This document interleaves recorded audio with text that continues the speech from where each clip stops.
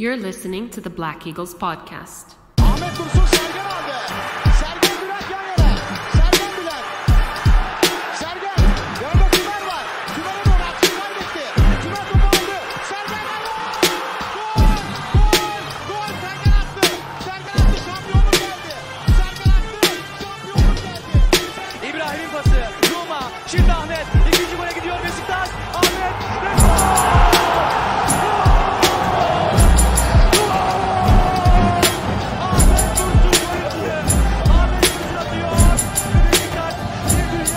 Welcome back, everybody! Episode 108 of Beşiktaş International, the Black Eagles podcast.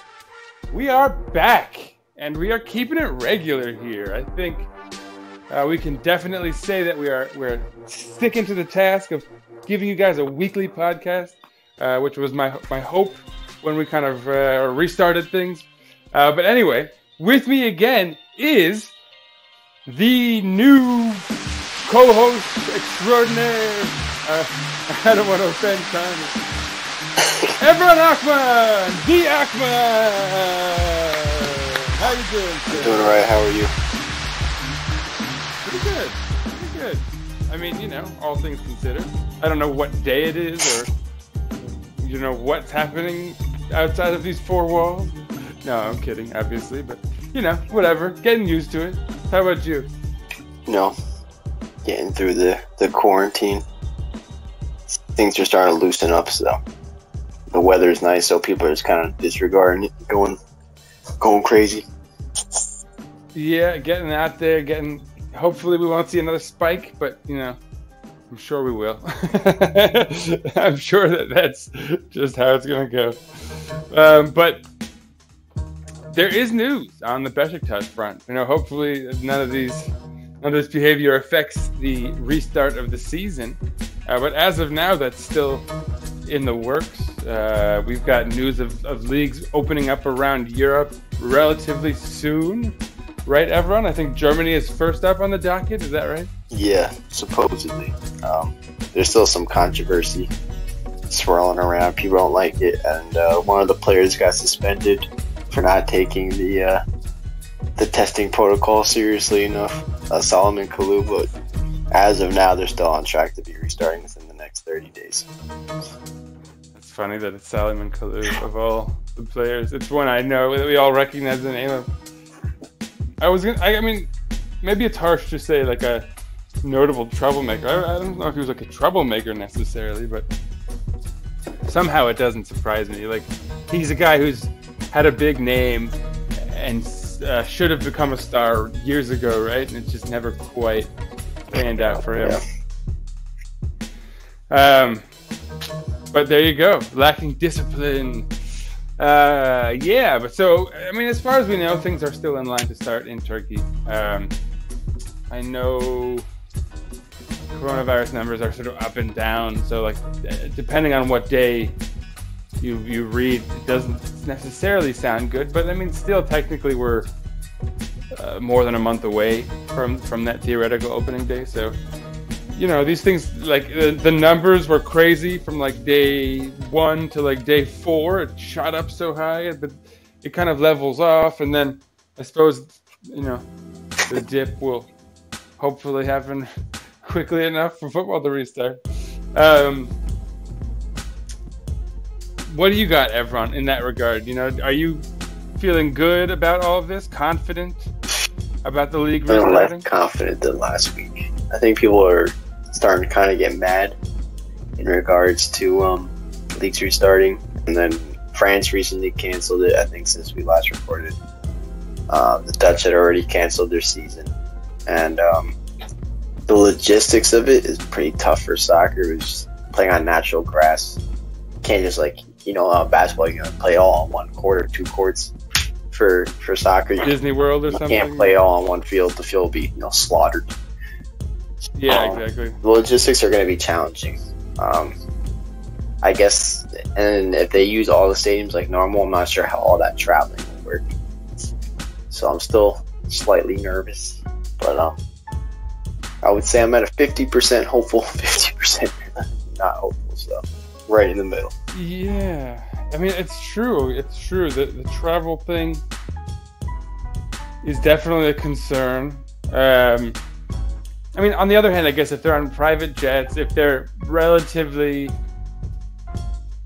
I don't even want to say responsible. I feel like clubs should assume players like won't necessarily be responsible and almost like put them in a facility in a resort or something with their family members, even, so that, you know what I mean? Like, there should be some protocol in that regard, just to minimize, you know, these like rich kids basically that we create in the footballing world, you know, from just not really caring that much about protocol here. I mean, I still wonder. I mean, I guess the risk is like coaches and stuff mostly, right? Like, you can say, well, so what if players get sick? Maybe they won't even be affected that much, because like none of the athletes who got sick got that sick, I don't think. But then, yeah, I guess it's coaches, family members. Like, it extends. All right. I guess we'll have to take it sort of serious. But so, yeah, I mean, hopefully it'll get going. Anyway, there's always news, nonetheless. Excuse me. I have a little water here. Yeah, it's a good transition point to KARIUS. Exactly. There is news anyway. Yeah, let's dig in. Evron, I suppose the main news point. You'll know what it is. Why don't you lead us off? Yeah, officially, KARIUS canceled the rest of his loan or his contract, and he's again a Liverpool player. So if the season does restart, he will not have him in goal. He's officially a Liverpudlian again. Sucker. Yeah, that's, you know, and I think you're going to get a lot of hyperbole in the coming days. He's like the worst keeper we've ever had. Like, as far as his like legacy goes, you know, it's not going to be good. You know, he didn't oversee any sort of success with the club. He was sort of regularly panned on social media, and, you know, I mean, I think you probably even agree, Evron, that a lot of it was unfair. He's had a sort of fluctuating defense in his time with us, and like a generally not particularly high quality one at that. Crazy time in general at the club. Players not getting paid. Obviously, that was the case for quite a while, it turns out. And you can maybe tell us more about the details of that, because I know he's come out with some details personally about what he went through and everything, and he like spoke to the fans directly. But would you agree with what I've said thus far, Evron, or do you have any disagreements in that regard? Do you think he is maybe the worst keeper we've ever had? It's a little complicated in terms of he was good at times, but at times he also did kind of suck. I think particularly a lot of his mistakes came in the Europa League games, which was kind of interesting. So when he was good, he was definitely well above average. I would say like top 5 in the league, but even at his best, he was never like, wow, outstanding, amazing. He was just good. But when he was bad, his howlers. I'm gonna correct you on that, dude. There were a couple of saves he made that were really phenomenal. And don't you remember the group chat having the lightning bolts? Remember, like, there were moments where people were genuinely like, KARIUS, what did they call him? Odin's son, you know, like, there were moments. You got to give him those. You got to do it in fairness. But yes, obviously there were also howlers, and I think the one where he punched at the ball, it was like a cross. Do you remember the one I'm talking about? And he just like whiffed on it and it went in. Yeah. What match was that? Malmo. Was that in the Europa League? Yeah, that was a terrible one. That's a cross. And against Sarpsborg, where he came out of the goal ridiculously like a total moron. He did that against Bratislava also in the Europa League. So yeah, he had some howlers. I mean, and in particular, now that we're thinking about it, they were in this particularly torrid run in the Europa League. And like so many players were bad in that stretch of the season that, yeah, I mean, I hope people aren't under any illusions as far as like him leaving solving anything for this club. But it is official. I think we can definitely say that. Yeah, everyone, I guess before I talk about the sort of next talking point that would obviously come from this and give a shout out from Twitter and all that, what about what he said in his like message to the fans and stuff? Tell us a little bit about that. Yeah. He has like a little post on Instagram if you guys ever wanted to read it for yourself, but he basically was like, you know, I like Beşiktaş, I like the fans, thank you for everything, but I tried, like, I offered a pay reduction and the club said no. He said he enjoyed being there, he's thanks all of his teammates, all the staff, yada yada yada, thanks the fans. So basically he tried to leave on like a good note. Yeah, but he also mentioned that there was like multiple stretches where he wasn't paid, even last season. And he like, so I mean, you can't disagree that it's a bad look for our club, and it's, you know, in that regard you can't blame KARIUS for trying to clear his name. I think you can't not pay. You got to pay someone. You know, I think you agree with me here too, everyone, right? Like, yeah, it's just not a good look for us. Because I think they found him as, I'm guessing, once the going gets tough, you have to pick and choose who you're gonna pay. So, you know, an underperforming loaned player. Yeah. I guess the player you choose not to pay. You know. Well, and it's even to some extent. Sorry, it's even to some extent kind of a Robosho situation where, like, even if he's playing all right in the different scenario, you're not going to be able to afford that price tag. Because remember, it was like 8 million. It was like an 8 million buyout, or I think maybe 6 left or something. You know, whatever it was, we weren't going to afford it at this rate with our 500K window. So, yeah, you know, it was sort of written in the stars. I think the club knew that he was not going to be with us next year, and so yeah, as you say, you know, when you're picking who to pay and who not to pay, when things get that dire, you stick with someone who you know is going to be with the club next season, who won't be there to hold a grudge, right? if they're not being paid from previously or whatever. So that's tough. Final words on KARIUS, everyone. I'll give them to you. Well, I guess our chief kit modeler is gone. Oh man, yeah. We'll have to find someone else for that job, but all in all, I think he was a good guy, but just he wasn't the best option, and the cost is just far too much. So I think we'll be able to find a much cheaper goalie who can be more consistent. Yeah. Even if he's slightly, let's say he's 5% worse overall, but if he can consistently keep that level, I think all the fans will be happy with that versus KARIUS, who was probably better than what we could afford, but was just dropped. Like when he was bad, he would be bad. Yeah. Like, what the hell's going on? Like, we don't really need that type of player right now, especially as a keeper. Yeah. No, I think you're right. I think he was sort of a project in that, like, if he was the keeper, and I don't mean even just goalkeeper, but like the one we're going to keep, a keeper, yeah, I think maybe, you know, we sort of guard him from criticism and like fluff up his the positive aspects, and, you know, like spend time on social media showing his highlights more than where he falters, right? But when you know, especially when you know he's not going to probably make it, when he can't even afford him, and we're going through such terrible times financially, and he's showing these sort of psychological lapses where he's, I mean, you know, maybe it's like a footballing thing, you know, where he's psychological, you know, he's affected still from some of his negative moments and he lets them linger. Maybe there's something going on beyond that. Maybe, you know, he gets particularly mad at certain stretches because he's not getting paid, or he's not getting paid you know, what maybe there's some underlying thing that contributes to the lapses there, but you'd think that, like, with your career still theoretically on the line, your reputation, you'd still want to play at your best. And if he did, like, clearly it wasn't quite enough, at least not consistently enough.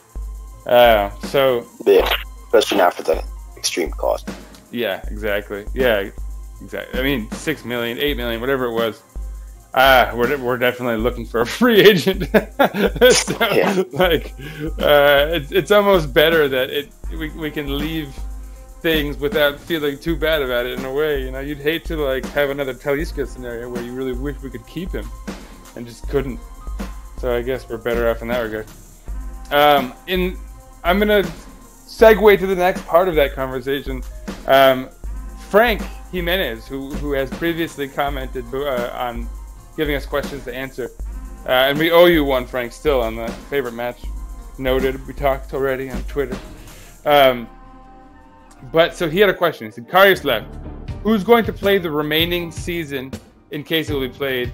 Yuvakuran, I guess he means Utku, Yuvakuran, didn't do it well after Fabi left, and Zengin was injured.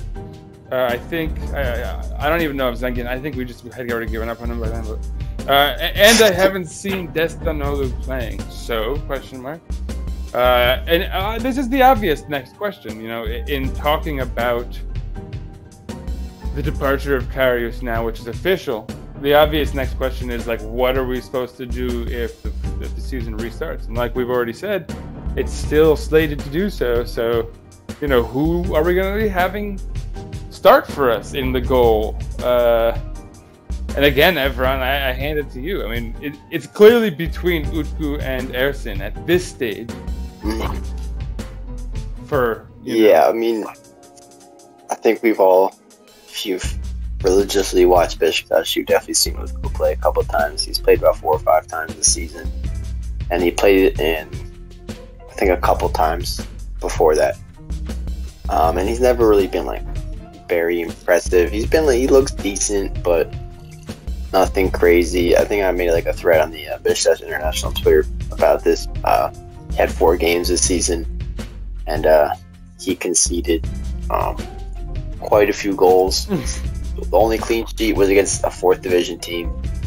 And in the second leg against that 4th division team, they lost 2-0. You guys remember that? He played in the first league game when we lost 3-0 to Sivas, and he played against Wolves when we lost 4-0.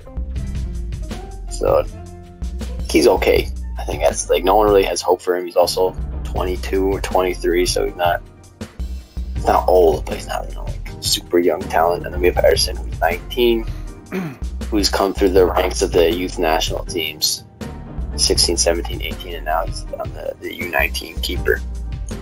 So I think that's where people are leaning towards wanting to see get a chance. Our Twitter poll should certainly show that 87% of people want Ersin Destanolu to play instead of Utku, but I've never actually really seen him play, so can't really say, but yeah, no, I've heard his talent. I gave you the mic there for a minute, everyone. I wanted to hear you riff for a second. Yeah, no, I mean, look, you are right. I think it's more than 4 games, and you said it too, that there were a few games previously as well. Yeah, it was 4 in this season, but yeah, I think there were 3 matches last season at the end. Maybe just 2. I might be including a cup match, but we weren't in the cup last season. So, I mean, I don't. Whatever it was, yeah, he's not impressed. He's actually, what's the opposite of impressed?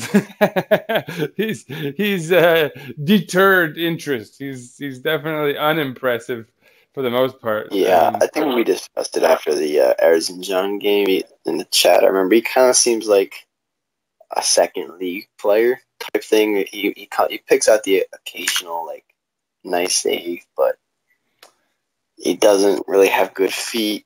He doesn't have great reflexes, doesn't have great positioning. It's just, you know, all around decent. But he's definitely not looking like he's going to be, you know, that next great Turkish goalie. He's not an Uğurcan type level player. Certainly not, yeah. And so, yeah, in calling him a second division player, I think you're making the point that I would make, which is more specific to Besiktas, which is he's not Besiktas level. Not even as a backup, if we're going to be honest. That leaves us with Ersin Destanoglu, who we've seen play. We've seen Ersin play also very minimally, and I think I can say I was more impressed. He showed more of an aerial presence on crosses and whatnot, set pieces, which was, was good to see for a kid, just in general. But especially because Utku was, I remember, particularly bad in that regard. I'm guessing you're referring to preseason games. Yeah, it must have been. Yeah, it must have been. He hasn't played in any competitive games for us. Yeah, it would have to have been preseason. Yeah, and it must have even been fairly late into the preseason, because usually the first 2 games are against Hungarian third division sides or whatever are exclusive to the Periscope and whatnot, and it's incredibly hard to really follow anyone closely. But so yeah, it must have been. He must have played a couple games even relatively late into the preseason, I guess. But I can't remember them distinctly. But yeah, he looked decent, honestly. Just I remember Khan being more excited. I remember feeling about him the way that I felt about how excited everybody was getting about Ridvan Yilmaz this season in his sort of minimal performances with us, where everyone's like, oh, he's definitely going to be the next thing for us at left back. And you can look pretty decent over the course of a game or two and still not, just everyone needs to remember Guven Yalchin, Kyle Larin, these guys who had a few good games, and we put the whole club on the shoulders of, basically, for irrationally, I guess. But so yeah, I still, clearly, the answer for me is the Ersin Destanoglu too. I agree with the poll, and I assume you're there too, Evron? Yeah, I think you should get a chance. What could go wrong? That quote has been used poorly of late, so I don't know if I want to hear that. What could go wrong? Right? That was hydroxychloroquine, the medicine. So yeah, things could definitely go wrong, but I guess relative to Utku playing, but yeah, clearly Ersin is the way to go. And clearly beyond that, for the off-season, that's going to be the major hole to fill, the major deficiency in the starting 11, which brings us to some other news, I think, Evron. Why don't you tell us a little bit about the news regarding a goalkeeper reported by Sabah? Oh, we're referring to Volkan Babacan? Yes, sir, yes. Yeah, so as we were talking about last episode, we were debating, who's going to be the next goalie. Sinan Bolat, Volkan Babacan, that type player. So the news, the very light rumors, I would say, because, it's not like a Ortachizki official or whatever, but Sporex and Saba are saying Volkan Babacan, 3-year deal, free transfer, and a very low salary of $650,000 a year, which is definitely on the reasonable end for a starting player. Yeah, I mean, you can't argue with the salary there. The price is right, we can definitely say, as far as $650K, and it's a 2+1, which is maybe you'd prefer a 1+1 just to minimize risk, 2 years committed. But for that cheap, he's at least a backup, right? You'll always need a backup. And, yeah, experienced backup at the worst. Yeah, so that's. I have absolutely no problem with that, honestly. We've talked about. I don't want to rub anyone's noses in anything here, but I definitely predicted Volkan Babacan last week. You had Sinan Bolat in your target, so I may have won that one, but we'll see. There's a lot of time left. That's true. Yeah, there's really, and I can't stress this enough. There is absolutely nothing official right now, and anyone who reports otherwise is foolish because, frankly, it's impossible.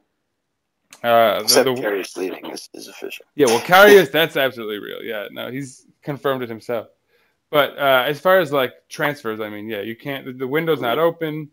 The season's not over. Yeah, there was an interview actually to segue in from the vice president Emre Kocadar, who said they asked him about Insakala if he's going to come, and he said, we have many contacts, but we can't agree with any players because the transfer window is not open. With Corona, we don't know when the leagues will restart. Or if. All that type of stuff is, or if they will, yeah. So all the uncertainty is kind of stopping all the transfers for now. So I think everything's kind of like preliminary. That we are talking to players or agents or whatever, but nothing has really come to fruition or can't come to fruition until all the chips, all the pieces fall in place. Yes. And like, gosh, you hate to have to give credit to the club for saying something like that because it's such a basic thing, but like, that's, I guess, where we've been, for the last 2 years, where we have to like give a little golf clap when the board just like speaks the truth.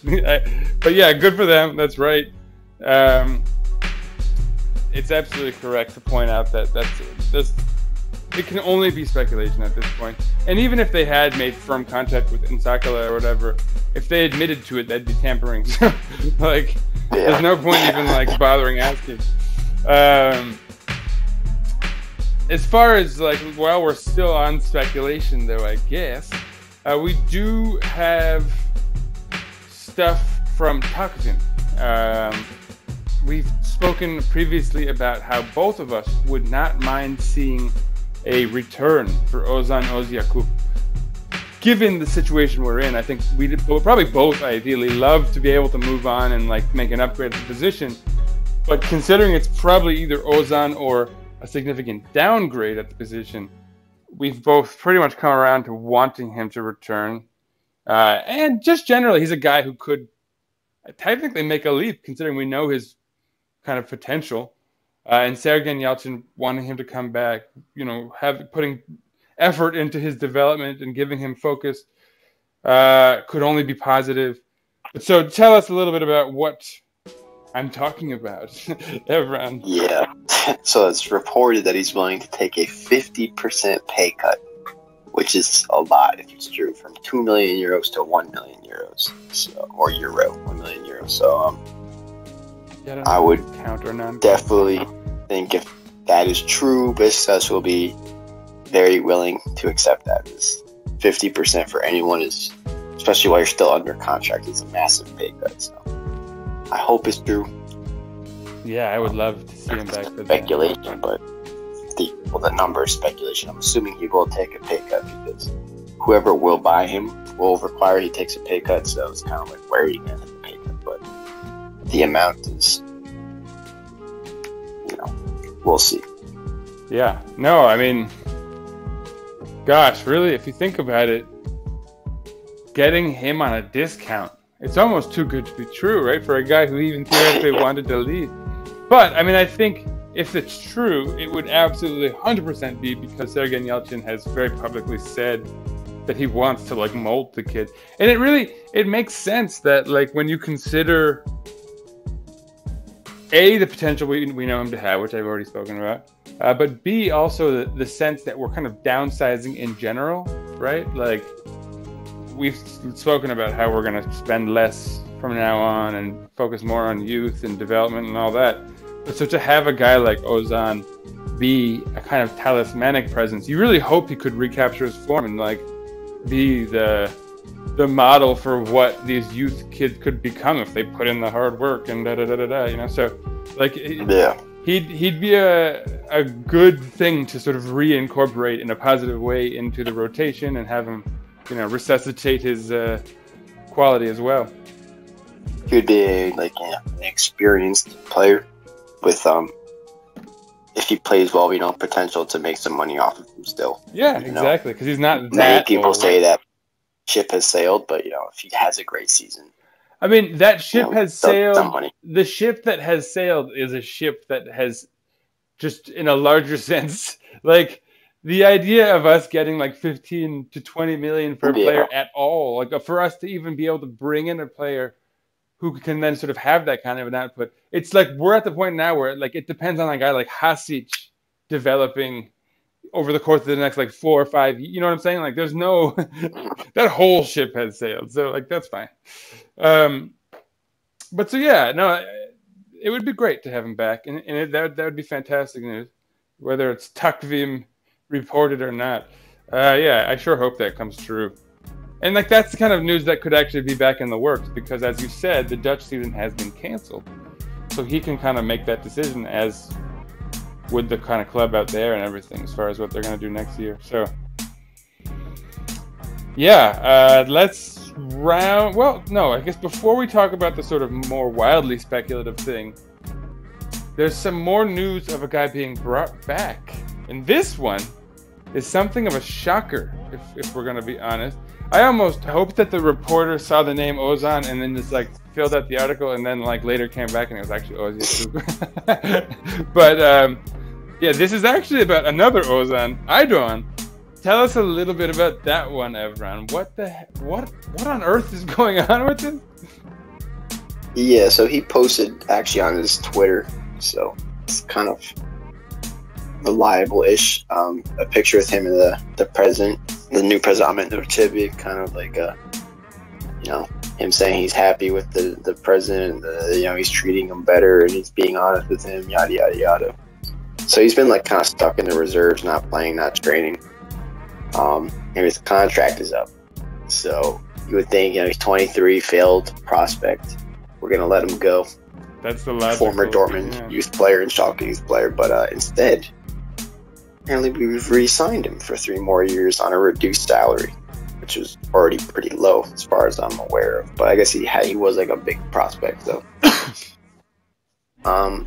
So I guess it was kind of like he was frozen out of the team under the Orman era, and the current president wants to like reevaluate why that happened. And apparently Atiba Hutchinson, Cornelia, is like a big fan of him and is concerned why he wasn't training under Abdullah Abja. So actually, as of today or yesterday, Oğuzhan Aydoğan trained with the first team. Well, that group of 5. Wow. For the first time that I've been aware of, and it's reported that Sergen will give him another chance to break back into the team. He's now 23 years old. And so to distill that into a headline, Ozan Aydoğan will be returning on an extension, and I think it could be up to, was it even like a 3-year extension?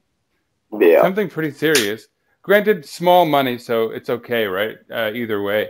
But not just an extension, but also a sort of promise for the opportunity to compete for first team action with the club. Whatever, honestly. Like, we can all assume that Ljajic is guaranteed to be on his way out. Yeah. Further on that point, he only ever played 20 minutes ever for the senior team. Yeah. And that was in 2017 in a cup appearance off the bench. Yeah, I mean, to call him an unknown is an understatement, if ever there was one. Want to know some of the players playing that day? Veli, Kavlak, and Gökhan in there were in midfield. There you go. So that's how far things have come. How long ago? Yeah. Interesting. That's like a random, out of context Beşiktaş thing. But yeah. Yeah, that's interesting. I don't hate it, honestly. Like I was sort of going with already, Ljajic is out. That leaves just Aydin Hasic. We need a goalkeeper most of all. We also need a left back, a striker. There are, even before a striker, a central midfielder. So like the needs outweigh our funds, clearly. And so the ability to pay for a number 10, I think goals, as I've said on numerous occasions, cost. But so, a striker and a number 10 are typically, especially for quality, the most expensive positions. And so that's not really something we have the time for at present. Certainly not the funds for. So it makes sense. You obviously want someone to compete with Hasic for the number 10 role, and then to either take that starting spot or to back that starting spot up. And so to have Ozan Aydoğan there, I guess, like, what else do we have? Frankly. There are a couple other players, Erdem Seçkin and Kartal Kayra. I mean, but both of them are more kind of central midfieldy players, though, right? They're more suited to sort of coming back a little more. They're like. I mean, Ozan Aydoğan is more really a number 10. I mean, I don't know if I can say Yeah, really. he's more of a true number 10 than the other two, but at the youth levels, they've both played as number 10, and at the senior level, they've been more of like a number 8 type thing. Boy, I mean, this is a good segue for the next news segment, isn't it? I guess we should really start talking. So, I mean, that's it. Ozan Aydoğan's coming back. He's going to get a shot at things, which is really like, I guess, to put a sort of punctuation on all of this. For anyone who doesn't believe that we're really in dire straits and downsizing and that like this economic turmoil has finally caught up to us, I feel like this should be the kind of news that gets through your thick skulls, Torek. That like there's clearly no savior. We're not bringing in Talisca. There's no giant investment going anywhere. Like we're going back to the likes of Ozan Aydoğan. That's where we are. So there should be a dose of reality at the very least that comes with that news. But so while we're on the topic of Ozan Aydoğan, Erdem Seçkin, Kartal Kayra, Yilmaz, we have some news there too. And I guess, we've got... all right, we'll leave the transfer. There's one bit of transfer news that we'll save for last because it's speculative and fun, so it'll keep the listeners glued to their headsets. But so first, let's talk about youth a little bit. There's news from the coach who oversaw both Aydin Hasic and Erdem Seçkin. What team was it? What were they playing for? Umraniyespor, yes. Which I believe is in Istanbul. Isn't that where our training facility is? something like that. So yeah, Somewhere, yeah. Anyway, whatever it is. Or the old one, maybe. But yeah, so there's news from the coach who managed over those two players. And then you also had something to say about stats regarding youth players. But let's tie that all together, I guess. Go for it. What do you got from Umraniye and then etc.? Yeah, so this was a Orta Çizgi official, so it's, or exclusive or whatever. So it was a pretty reliable. The coach of that team said when he came in, right before like the Corona cutoff of the season, Erdem was pretty close to breaking into like the starting 11. And then with Hasic, it's kind of like he hasn't been playing. Like, what's up with him? So he's like, oh, he's super talented. Don't worry about it. But he doesn't defend. Type deal. That was like what he was saying. So he was doing some like tough love coaching where he's like, yeah, okay, you're not gonna play till you come back and defend, which good, right? At the young age where you need to learn those lessons, I suppose. So he's had 2 appearances that were 37 minutes so far. Hasic was just not a lot. But they were coming on, right? Like they were increasing. Like it started out with him not appearing at all, and like was kind of on an uptick, as I recall, right before the season got suspended. Sort of. Not really. He played 1 game and then didn't make the squad for 3. Played 1 game, didn't make the squad again, and then the season stopped. So it's kind of like they're saying he's very talented. 18-year-old. He's 2 years younger than Erdem Seçkin, which I guess is another point to point out. But they want him to defend. The second division is very competitive. A lot of 1-goal games, 2-goal games, especially like in that mid-table trying to qualify for promotion. If you look at the results of that he's been in, or his team's been in, it's 1-1, 1-2, 0-1, 2-0. Every game's kind of like that. So they don't necessarily have any blowouts to sub them on for, and they don't want to risk having a talented youngster who won't defend on the field in a key moment. Like one of the, I'll never forget how people got on Kagawa about that goal, that as if it was solely his fault. I still resist the proposition. But so that's like good and bad news. Like for anyone who was really worried about him not getting playing time, we have a bit of an answer and something to relax us with him saying how talented he is. Now, what about Erdem Seçkin? What did we learn about him? Did he have anything to say about his specific qualities or abilities? No. He just said he's like ready to break into the 11. But to be honest, based on I think he's exaggerating a little bit, because he started the first 2 games, and then after that, hasn't really played much. So I'm gonna wash my hands over here so that I'll keep this on air again too. This is our weekly reminder, everyone. Wash your hands, wear your mask, take care of our elderly family members, neighbors, whatever it might be. Sorry. Back in action. It's funny how that seems to work out every week. We get a little wash your hands reminder, but so yeah, that's all we have as far as concrete news regarding Besiktas players, specifically youth players. But you had a little sort of something to talk about regarding stats. Now, what is it? You have an observation here, Evan? What do we got here? Yeah, there was a kind of like a CIES study done on all the first divisions across world football. And so they had like, the numbers of or percentages of minutes played from players under 21 within the league. So the Turkish league is tied for last place in the entire world with 3.7% of minutes given to U21 players, tied with the Saudi league. And that's notable. I think especially the fact that it's the Saudi league, because we all know the reputation the Saudi league has for overspending for old players with sort of a waning reputation. That's just their MO. And so you kind of expect, of course, they're not focused on their development at all. They're not taking that seriously. But to see Turkey in literally, that's really something, isn't it? Yeah.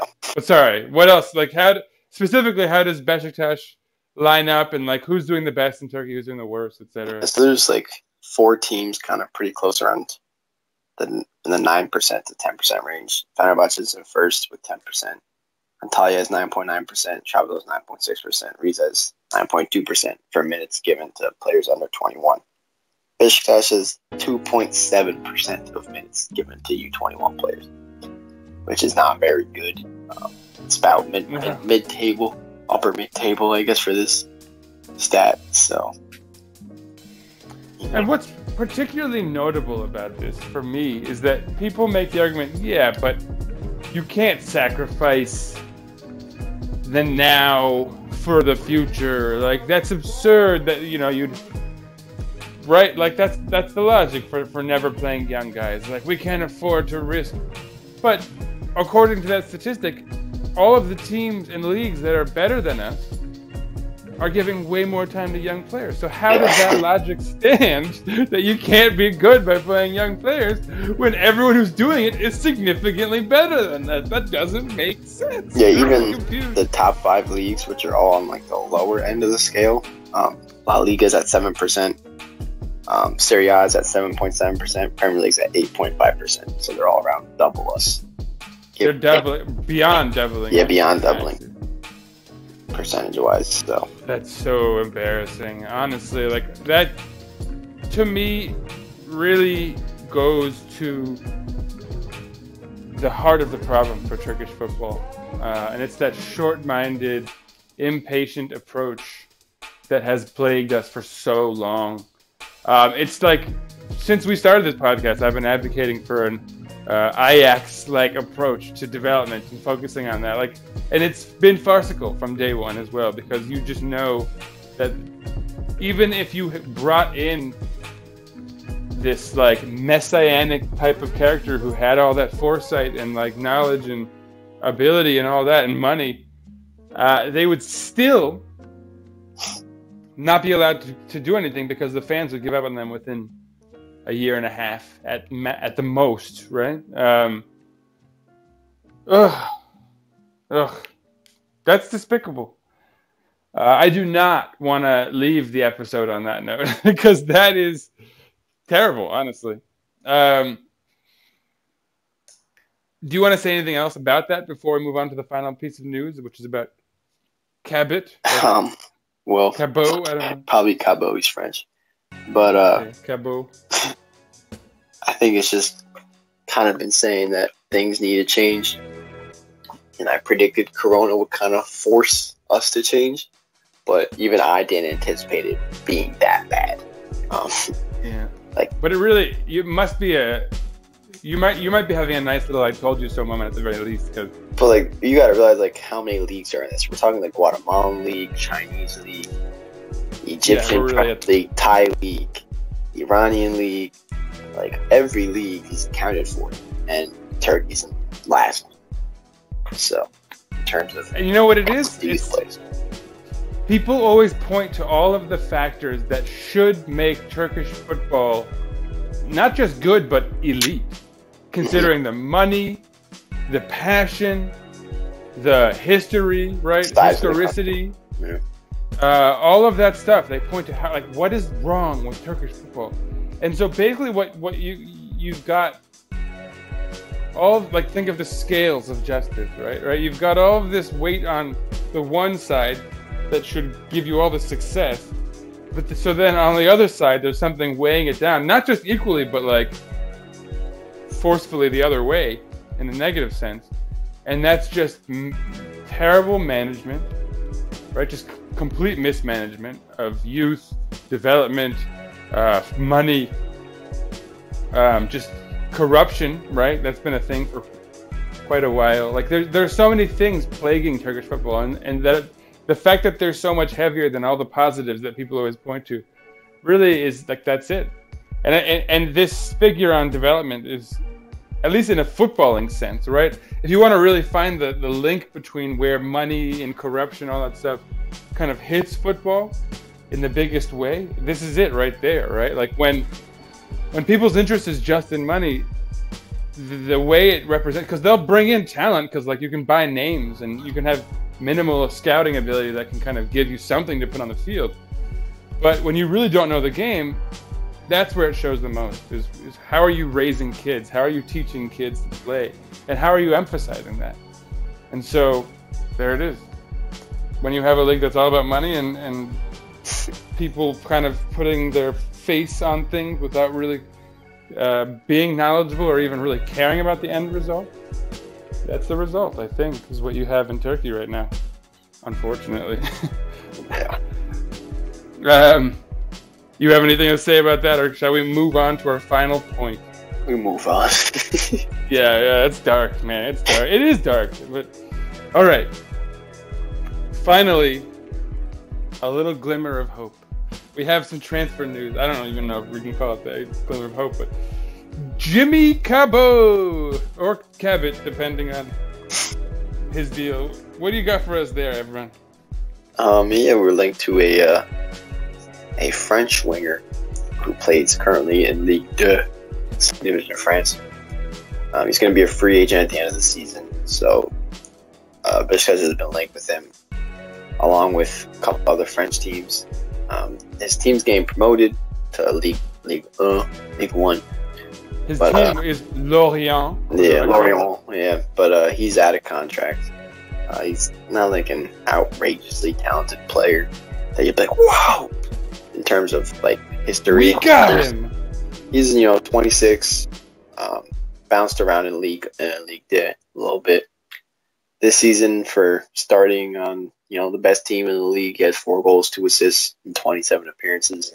Haven't seen him play, but he's had a couple decent seasons in the first league and a couple less productive seasons. But he's never been like a world beater. So I think it'll be an interesting transfer if it does happen. Definitely cost effective, free agent, and I don't think he will be commanding like those salaries we've been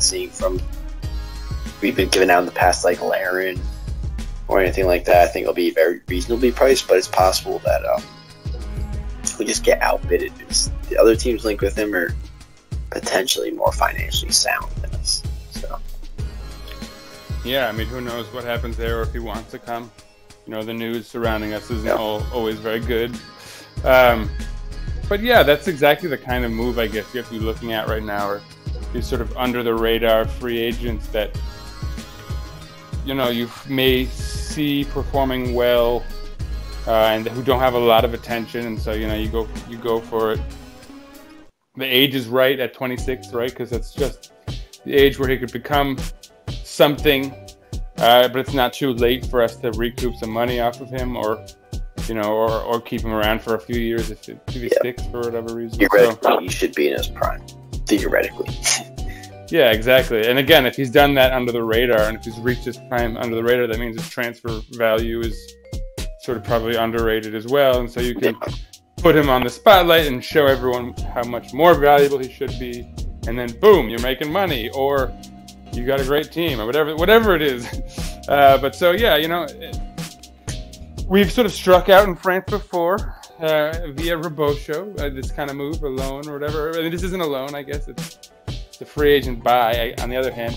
And I think if Robosho had been a buy, and if we were committed to him, if we didn't kind of know we weren't going to be able to afford him at the end, maybe things would have been different with him. But so, yeah, I don't know. I'm okay with this. I'm okay with that news. Cabot, Cabot, whatever it is. There's a pretty good cheddar cheese, Cabot. What is it, Cabot? I think it's Cabot. So I have a good history with that name. Positive feelings. But so, yeah, I don't think we have any more news, do we? No, I think we covered everything. Nice. Yeah. Gyasi. We didn't mention Gyasi last time. But that news has sort of died down, so I don't think it was extremely doubtful, the sources and the reasoning and all that. Yeah, let's not even do it, because it's also dated now and it hasn't come up since, so... Yeah. Let's take it out! So, as always, stay safe, everyone out there. Stay home as long as you need to, whatever it is. Hit us up on Twitter, the mothership, Besiktas International, at Besiktas_INT. Follow my friend Evron over here, at fan of BJK. Follow myself, at sir_rights_a lot. Stay in touch with us. Keep the questions coming in. Frankie over there in Mexico. Ozzy over there and wherever you are. Anyone else who wants to contribute. We love the questions. Gives us a little bit of something to focus on. And Frankie, stay tuned for the big episode where we talk about our favorite matches in our lives and our personal histories with Besiktas. Should be a fun one. We're going to get Khan back, as well as, we'll see, some other special guests. Maybe a twin from Scotland. Maybe a Yusuf. I don't even know. We'll see. It'll be a surprise for us all. But it should be fun. Everyone, you got anything to say to these suckers? Close them out with? I guess stay patient. That's my advice. With soccer and everything, it's gonna be a lot of waiting. There you go. Yeah, and stay tuned meanwhile, because we'll keep you educated, informed, and entertained. And on that note, go Besiktas! Şimdi Bobo'nun önüne. Bobo aldı. Bobo girdi. Bobo çok babasın. Çok harikasın. Çok güzelsin. Harika. Harika. Harika.